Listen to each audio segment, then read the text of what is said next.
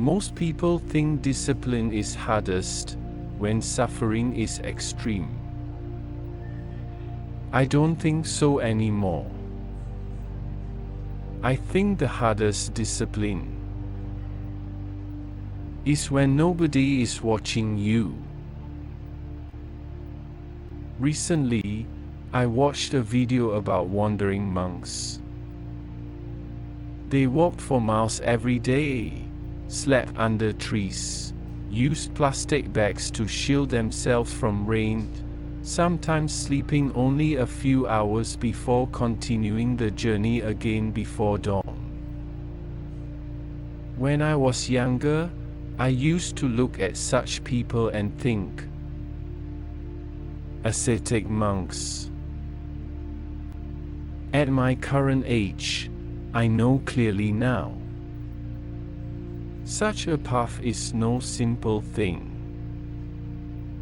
The body must adapt, the nervous system must adapt, and perhaps most importantly, the lifestyle must begin young enough for the body and mind to slowly grow into it. But while watching them, one thing struck me deeply. The wandering monks were not alone.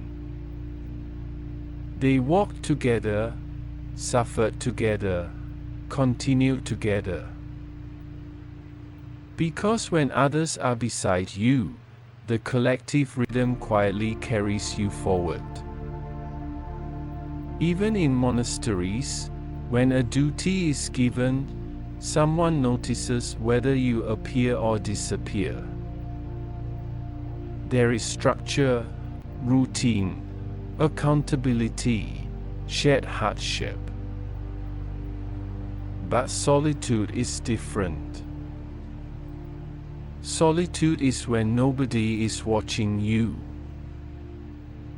Nobody knows whether you woke up early, nobody knows whether you trained, nobody knows whether you stopped halfway, nobody knows whether you quietly gave up.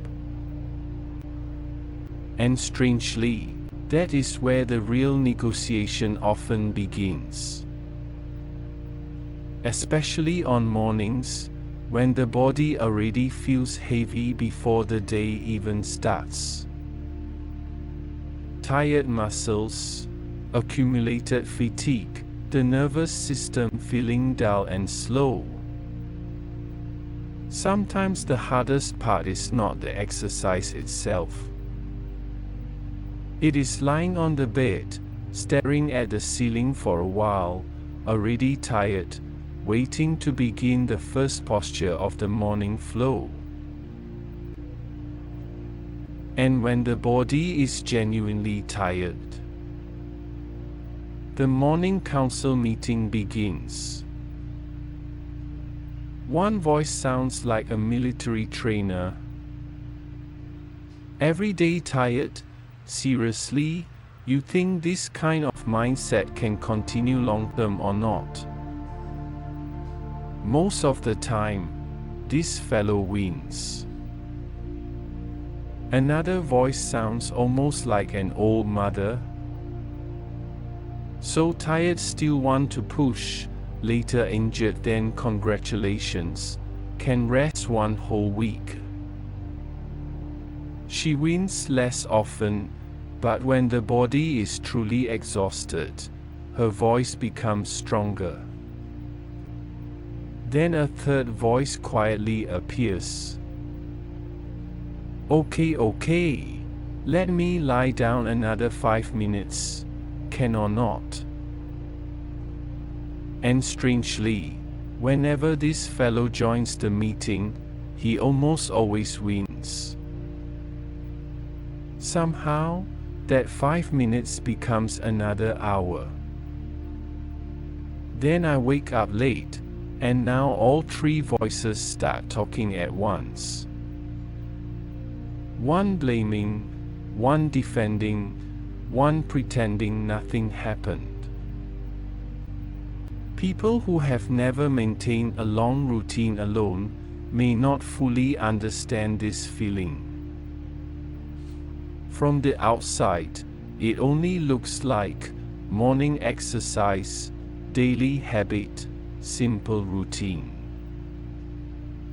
But inside, there can be hundreds of invisible negotiations, accumulated over years. Because alone, there is no applause.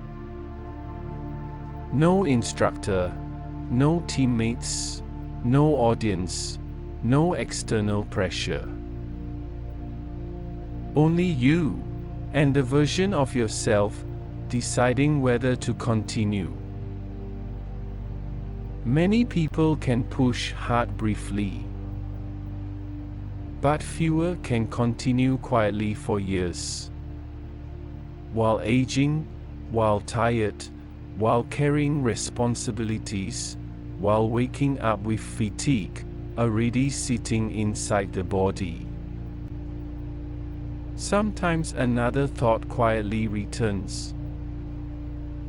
If every tired morning becomes an excuse, one day the rhythm may disappear altogether. Because rhythm is strange. It is much easier to maintain quietly than to rebuild after losing it. That is why I slowly came to understand. Not all cultivation needs to happen in mountains. Some cultivation happens quietly, inside ordinary life. Waking up early, maintaining rhythm, keeping the body moving, trying not to collapse into laziness, chaos, or overstimulation.